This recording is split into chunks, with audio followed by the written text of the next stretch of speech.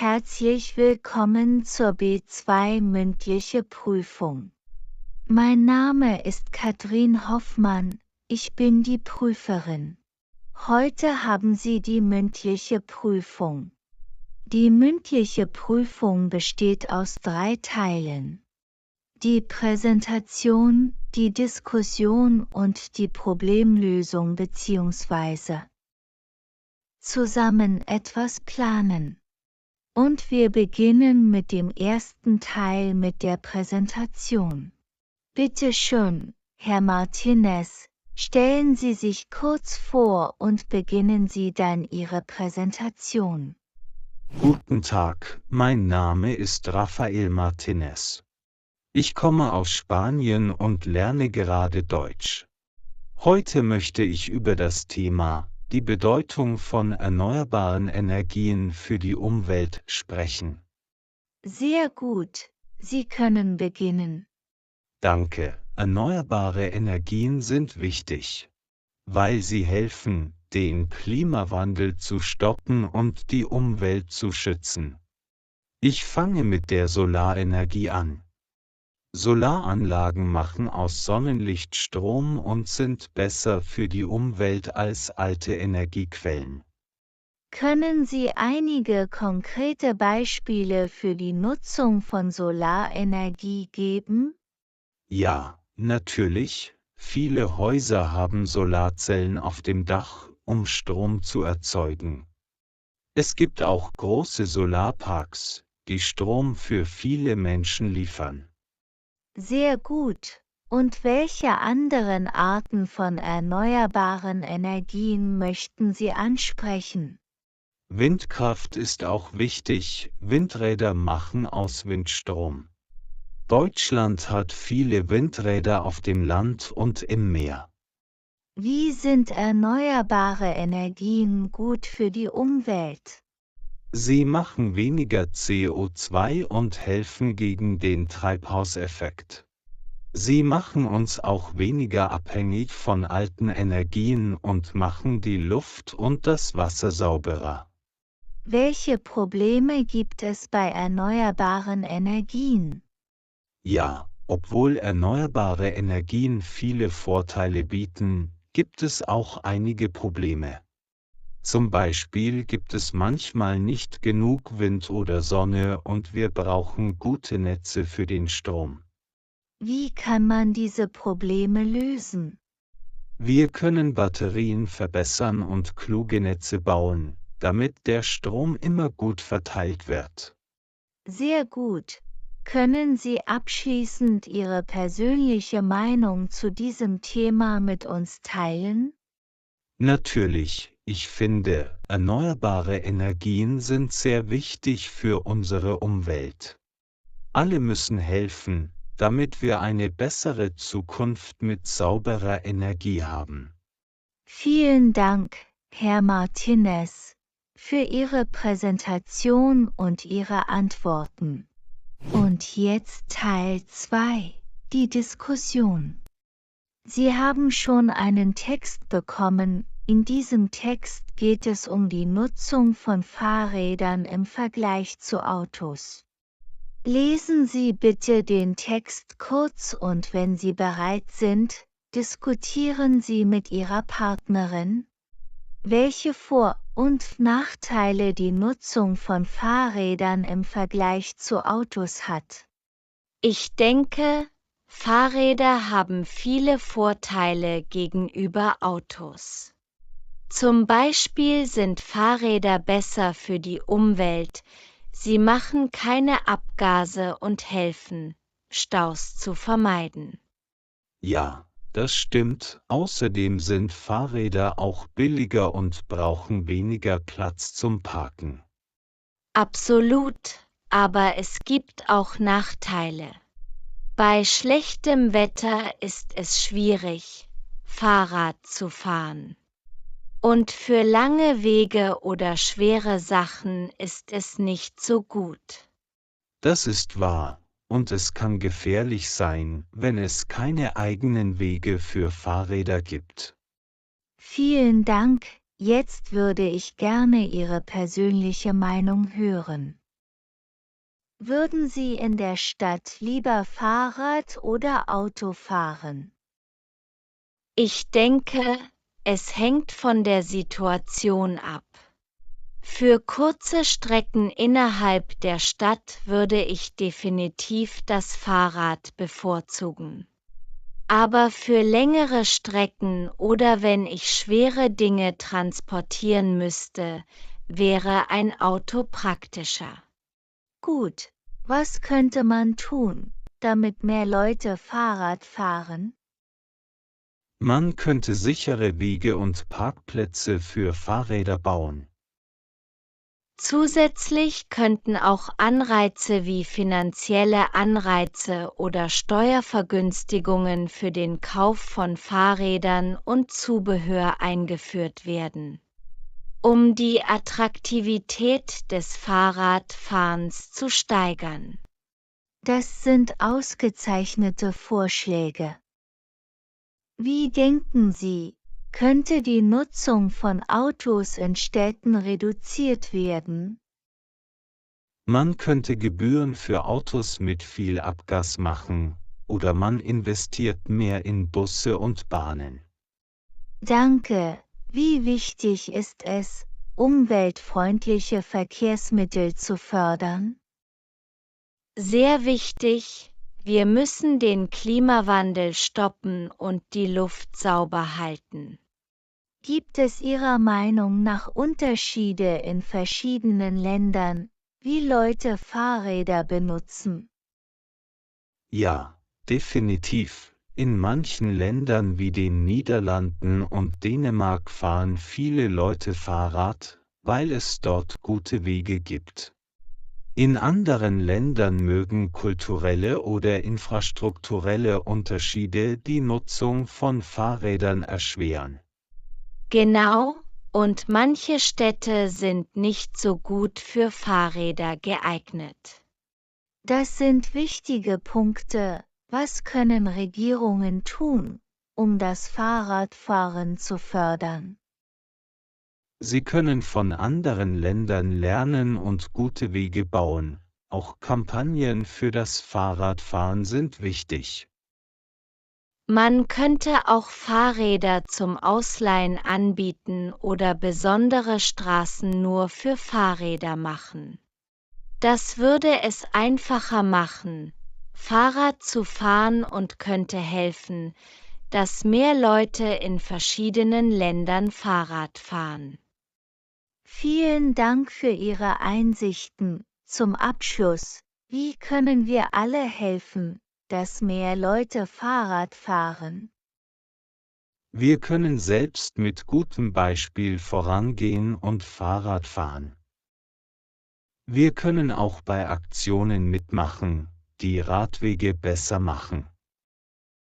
Ja, genau, wenn wir die Wege teilen und auf andere achten, ist Fahrradfahren sicherer und macht mehr Spaß. Vielen Dank für Ihre Antworten. Ihre Diskussion war sehr aufschlussreich und reflektiert ein tiefes Verständnis der Thematik. Letzter Teil, Teil 3, die Problemlösung bzw. zusammen etwas planen. Die Aufgabe: Bitte lesen Sie den Text und beschreiben Sie das Problem, dann diskutieren Sie mögliche Lösungen. Der Text beschreibt das Problem des zunehmenden Mülls in öffentlichen Parks. Trotz vorhandener Müllbehälter werfen viele Besucher ihren Müll auf den Boden, was zu einer Verschmutzung und einem unansehnlichen Erscheinungsbild führt. Richtig, bitte fangen Sie damit an. Ich denke, eine Möglichkeit wäre, das Bewusstsein der Besucher zu erhöhen. Indem informative Schilder aufgestellt werden, die über die Bedeutung der Mülltrennung und des richtigen Entsorgens informieren. Ja, das könnte helfen. Außerdem könnten Parkringer regelmäßige Patrouillen durchführen, um Besucher zu ermutigen, ihren Müll ordnungsgemäß zu entsorgen und bei Bedarf Hilfe anzubieten. Das ist eine gute Idee. Darüber hinaus könnten temporäre Reinigungsteams eingesetzt werden, um besonders stark verschmutzte Bereiche zu säubern und so das Problem direkt anzugehen. Ausgezeichnete Vorschläge. Können Sie einige mögliche Herausforderungen benennen, die bei der Umsetzung dieser Lösungen auftreten könnten? Sicher, eine Herausforderung könnte die Finanzierung sein, insbesondere für zusätzliche Personal und Reinigungsdienste. Außerdem könnten einige Besucher möglicherweise trotz Aufklärung und Überwachung weiterhin den Müll unachtsam entsorgen. Ja, das ist möglich. Es könnte auch eine logistische Herausforderung sein, genügend Parkringe oder Reinigungstoms bereitzustellen, um alle Bereiche des Parks abzudücken. Danke für Ihre Einsichten. Welche Lösung würden Sie bevorzugen und warum? Ich denke, eine Kombination aller vorgeschlagenen Lösungen wäre am effektivsten. Durch Aufklärung, Überwachung und direkte Reinigungsmaßnahmen könnten wir das Müllproblem in öffentlichen Parks erfolgreich angehen. Ja, ich stimme zu. Es erfordert eine umfassende Herangehensweise, um langfristige Veränderungen zu bewirken und die Schönheit unserer Parks zu erhalten. Wie könnten lokale Gemeinden die Bürger dazu ermutigen, aktiv an der Müllreduzierung in öffentlichen Parks teilzunehmen? Eine Möglichkeit wäre die Organisation von freiwilligen Müllsammelaktionen, bei denen Bürger eingeladen werden, gemeinsam den Park zu säubern. Durch solche Aktionen können die Gemeinschaftssinn gestärkt und das Bewusstsein für Umweltschutz gefördert werden.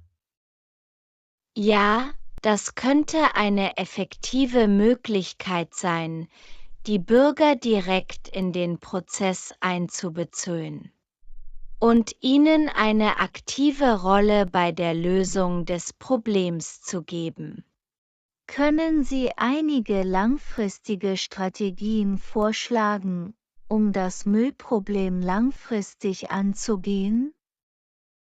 Klar, langfristig könnten Bildungsprogramme in Schulen und Gemeindezentren implementiert werden, um die Bedeutung des Umweltschutzes und der Abfallvermeidung zu vermitteln. Darüber hinaus könnten innovative Technologien wie Müllsortiermaschinen oder intelligente Müllbehälter eingesetzt werden, um die Effizienz der Müllentsorgung zu verbessern. Ja, das sind gute Ideen. Langfristige Investitionen in nachhaltige Abfallwirtschaftssysteme könnten dazu beitragen, das Müllproblem dauerhaft zu lösen und die Umwelt zu schützen. Vielen Dank für Ihre Vorschläge.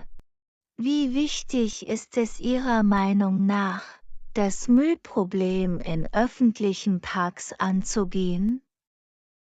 Ich denke, es ist äußerst wichtig. Öffentliche Parks sind wertvolle Ressourcen für die Gemeinschaft und sollten geschützt und gepflegt werden. Durch die Lösung des Müllproblems können wir nicht nur die Schönheit der Parks bewahren, sondern auch die Umwelt und das Wohlbefinden der Bürger verbessern. Ja, genau. Die Pflege unserer öffentlichen Räume ist eine gemeinsame Verantwortung. Und jeder kann einen Beitrag dazu leisten, sie sauber und einladend zu halten. Wie könnten lokale Behörden finanzielle Unterstützung für die Umsetzung dieser Lösungen erhalten? Eine Möglichkeit wäre die Beantragung von Fördermitteln auf regionaler oder nationaler Ebene, die speziell für Umweltschutzprojekte wie die Müllreduzierung in öffentlichen Parks zur Verfügung stehen. Darüber hinaus könnten öffentlich-private Partnerschaften eingegangen werden, um die Kosten für Infrastrukturinvestitionen zu teilen. Ja, das ist eine gute Idee. Zusätzlich könnten lokale Unternehmen oder Organisationen durch Sponsoring oder Spenden dazu beitragen, die Finanzierung von Umweltschutzprojekten zu unterstützen. Gut, wie könnten die Erfolge dieser Lösungen gemessen und bewertet werden? Eine Möglichkeit wäre die regelmäßige Überwachung und Bewertung der Müllmenge in den Parks, um den Fortschritt bei der Müllreduzierung zu verfolgen. Außerdem könnten Befragungen der Parkbesucher durchgeführt werden, um ihr Feedback zur Sauberkeit und Attraktivität der Parks einzuholen. Ja, das könnte eine gute Möglichkeit sein, um den Erfolg der umgesetzten Maßnahmen zu bewerten und gegebenenfalls Anpassungen vorzunehmen, um bessere Ergebnisse zu erzielen. Vielen Dank für Ihre Antworten. Abschließend, wie könnten die Erkenntnisse aus der Lösung des Müllproblems in öffentlichen Parks auf andere Bereiche des Umweltschutzes übertragen werden? Ich denke, die Prinzipien und Ansätze, die zur Lösung des Müllproblems in öffentlichen Parks angewendet werden, könnten auch auf andere Bereiche des Umweltschutzes angewendet werden, wie zum Beispiel die Reduzierung von Plastikverbrauch oder die Förderung von Recyclingprogrammen. Ja, genau. Indem wir effektive Strategien identifizieren und teilen, können wir gemeinsam dazu beitragen, die Umweltbelastung zu verringern und eine nachhaltigere Zukunft zu schaffen. Vielen Dank für Ihre Einsichten. Ihre Diskussion war sehr umfassend und zeigt ein starkes Engagement für Umweltschutz und Nachhaltigkeit.